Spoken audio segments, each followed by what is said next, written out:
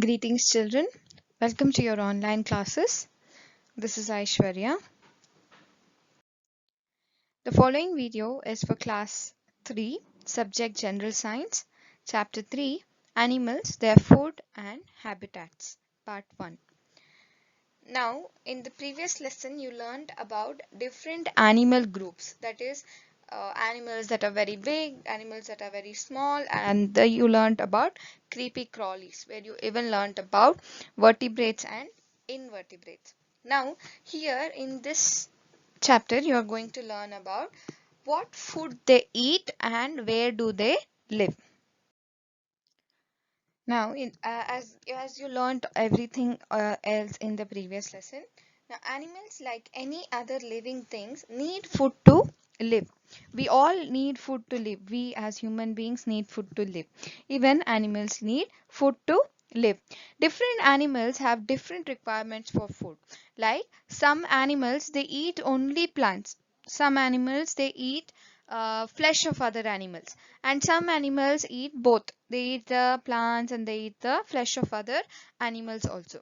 So in this video we are going to learn about the different animals depending upon the food they eat. The first one is herbivores, second carnivores, third one omnivores. As these terms are new for you, please repeat after me. Herbivores, herbivores, carnivores, carnivores, omnivores, omnivores. These three are the main groups that you're going to learn in this chapter: herbivores, carnivores, and omnivores. To begin with, we are going to begin with herbivorous animals. Herbivorous animals are those animals that eat only plants and plant materials. They eat only plants and plant material, nothing else. They don't eat the worms or the germs. They don't eat the flesh of other animals. They eat only the plants and plant animal. They eat grass, leaves, fruits, etc. Now as I'm saying this, you will get the example of cow. Cow eats only grass or at least leaves of the plants. They don't feed on the flesh of other animals. They are like vegetarians. So the teeth of the herbivores can bite and chew the grass or the leaves. Their teeth are specialized in such a way that they can eat the leaves, because when you're eating green leaves, when you're eating the grass, they have to chew a lot. So their teeth are modified. So the good example for herbivores are cow and goat. Now examples for herbivorous animals: elephant. They are so huge and their body is so big, but they are vegetarians. That means they eat only plants and plant materials. They are also called herbivorous. Please do not use the vegetarian word. Use the word herbivorous. Now the second example is giraffe and deer. All these three are the examples of herbivorous animals. Now squirrels and rabbits etc. have razor sharp front teeth to crack open nuts and fruits. Here in the picture you can see how their front tooth is. Their tooths are very strong, so that it becomes easy for them to crack open the nuts and fruits. And birds like parrot use their beaks to open the nuts. The bird's beak is very strong, which helps them to cut open the nuts. The squirrels, rabbits, these are all also herbivorous animals. Second part is the carnivorous animals. Carnivorous animals are those animals that eat only animals as food. Animals as food means flesh of other animals. These carnivores they are hunting animals. The animals which hunt. They kill the other animals for their food, like tiger, lion, owl. They hunt for the food. They have sharp canine teeth to tear the flesh. Now here in the lion you can see the four large teeth which is protruding outside. Can you see? Yes, those four are the important canine teeth that are present for these carnivorous animals, which helps them to kill the prey and eat them. They have claws on their paws to hold their prey. These claws, the nails that you can see, the nails of the animals are called the claws.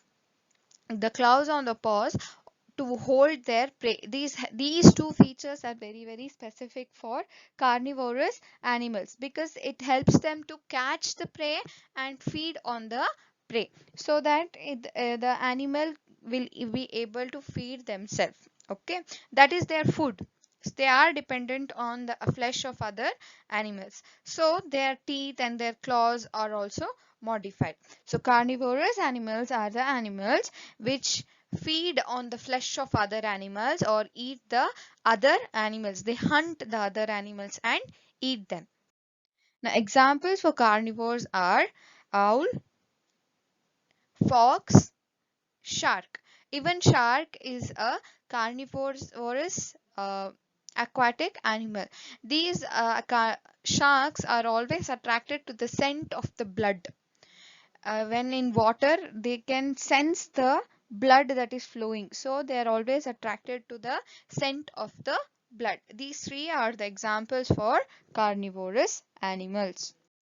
The third group is the omnivorous animals. Omnivorous animals are the animals that eat both flesh of the other animals and plants also. Now you can see the bear, the dog, all these things, they eat the plants also and they eat the flesh of other animals also. They are not dependent on just one kind of food. They eat both the kinds. They eat both animals and the plants. That is why they are called omnivorous animals. Examples can be humans, dogs, pigs, bears, etc. One interesting fact is I would like to add, that is about panda. Panda is a very particular about its food. It eats only leaves, stem and shoot of bamboo trees. They belong to the bear family and also should be omnivorous animals, but they depend on bamboo for food, so they are herbivorous animals. Now crow is also an example for omnivorous animals. Next, there is one kind of groups called scavengers. Scavengers means the animals that feed on dead and decaying animals and plants. Vultures are a complete scavengers. Their food is completely dependent on the dead animals. They only feed on the flesh of the dead animals. Scavengers don't kill to eat. They only eat the flesh of the dead animals. Now, the best example for scavenger is vultures. Scavengers are animals that feed on the dead and decaying animals and plants. Vultures are the only complete scavengers. They feed only on the dead and decaying animal. Animals like crow, shark, or bear scavenge only if necessary. Now, crows, sharks or bears scavenge only if necessary. These three kind of animals, they feed on the dead animals only if it is necessary. Only if they're not finding any other good food, they depend on the dead food. The actual scavengers or the animals which are supposed to feed on the dead animals are the termites and beetles. Now, the last thing about animals are the parasites.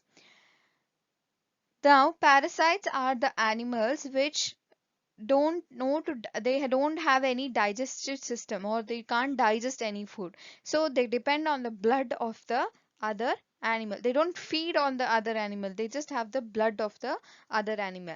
You can see here the head louse, the flea and the tapeworm. These three are the examples of the parasites.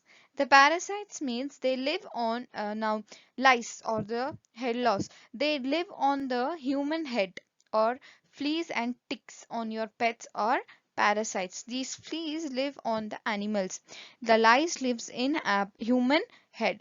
They live by sucking blood of the living creatures.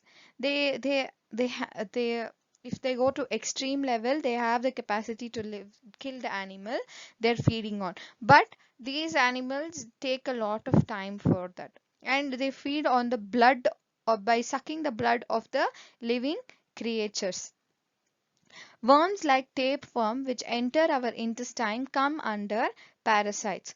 Now, from where this tapeworm enters is if you're playing in the mud and if you don't clean your hands and you just get back home after playing, you get back home and you eat something. These tapeworms will be very, very, very small.